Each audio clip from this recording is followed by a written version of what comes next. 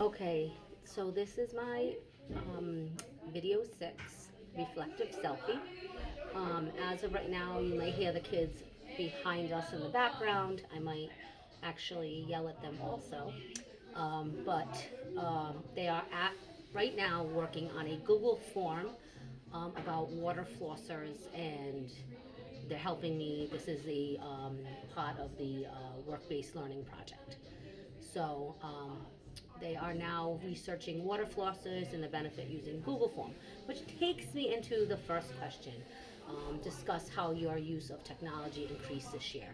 Um, so a few examples that I used this year. I really would like to increase technology. It's the way it's going for the future, and kind of fortunate and unfortunately. Um, but we use platforms like Google Meets. They've been extensively used for our online classes. But I would like to incorporate live lectures, uh, via Zoom, virtual meetings, um, from some dentists possibly talking about subjects. So kind of like I want to incorporate some live meetings for the students. Um, One of my biggest online resources in the dental is the dentalcare.com. I have them do the dentalcare.com. They made an account, and they actually get continuing ed credits. And I aim for 12 credits a year, which is what the normal dental assistant needs to do in the state of Rhode Island. Um, I use also for the learning management systems. I use Canva, Poster My Wall. They've been really my go-to. I try to have them do flyers, informative flyers, and make them know that their flyers are like for educational uses.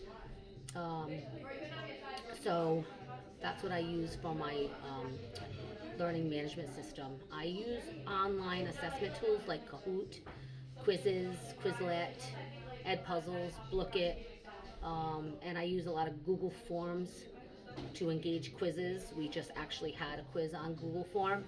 Um, Try to do some survey monkeys. Yeah, you can go to the bathroom. Um, my students love these platforms. They really like to make it fun. My kids are also very competitive against each other, so try to make it as competitive with prizes as I can get. Um, let's see. AI has definitely increased in my work. Um, I have not encouraged the students to use it yet until I kind of feel that I have the permission to do so. But I use Magic School the most. I don't really use it word for word, but I use it to give me ideas on lesson plans and stuff like that. So overall, I would love to increase the use of technology in my class moving forward. I'm always open to learning about new technology and anything that helps my students and myself.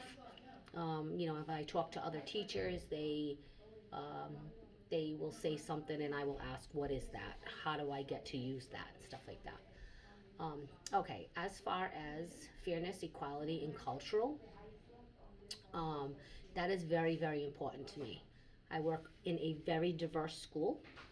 Um, there is every single culture that you can possibly know of in this school, and I do love that about this school. Um, so all so basically, I'm about fairness. All my teaching provides equal opportunities to learn and access student based on their individual needs. I ensure fairness by establishing clear expectations, so I make sure that the students understand what we're doing first, and I like to provide timely feedback, and I offer student support.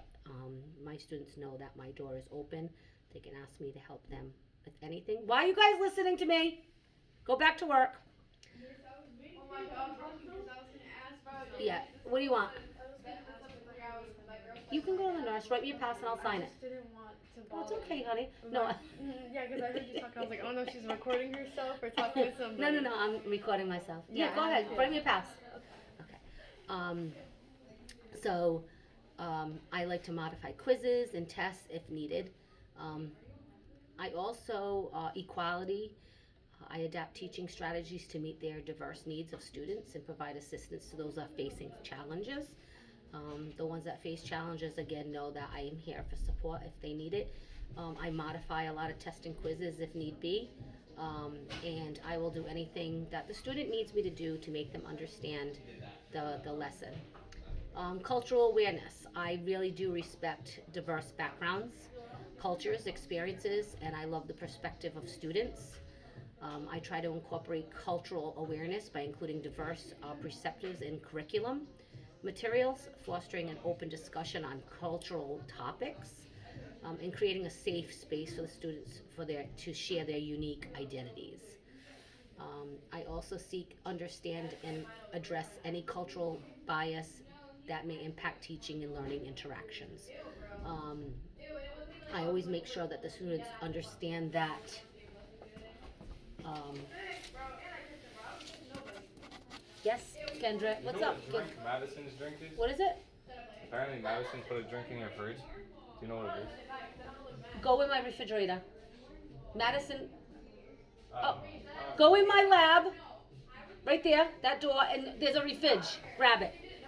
Um, so I also want to make sure that, like, at one point, one of my lessons, uh, there was something that a student could not use or eat or something like that, or smell or touch. Oh, I know what it was. It was actually a gummy bear. And we were dissecting the gummy bear into sections. And they can't eat, I guess it's made out of gelatin, which gelatin has bones, or cow or something like that. And I respected that. That is her tradition and her culture, and that is very important to me for my students to know that they can be comfortable in my classroom if they need be. Um, let's see. I aim to create a classroom environment where every student feels valued, respected, and empowered to succeed. Um, so I also understand the importance and rights and responsibility in education creates empowerment, accountability, respect, and equality, corporate uh, collaboration, and effective communication, and bringing awareness of legal rights. I obviously would never do anything that is illegal and steps over that line, if you want to call it. Um, that's pretty important to me. Student-centered teaching. That is, and let's see, student-centered teaching. Um, I want to say, to me, that fosters a supportive and engaging environment where my students can thrive and respect to reach their full potential. Feedback is also a valuable tool to me for professional growth and development in teaching. I love seeking feedback from students. I always ask them what did they like about this lesson, what they hated about this lesson, what I could change this lesson, what they'd like me to do. Um, you know, all the students want to say we want to do anything, we're tired, whatever, but I want to try to create fun lessons so that they stay engaged for 90 minutes in my class. Um, so I also like to seek um, feedback from colleagues, from my administrator. I'll ask Mr. Hamlin all the time, what should I do? How would you handle this situation? Give me advice if you want to. Um, and I'm also okay. I'm actually putting out a survey to the students and myself and parents about what they would like their kids to get out of this program.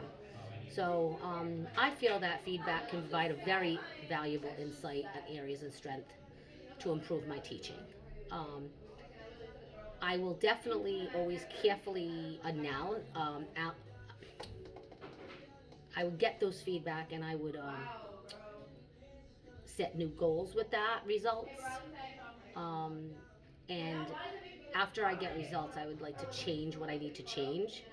And I can also always seek continuous improvement in my teaching.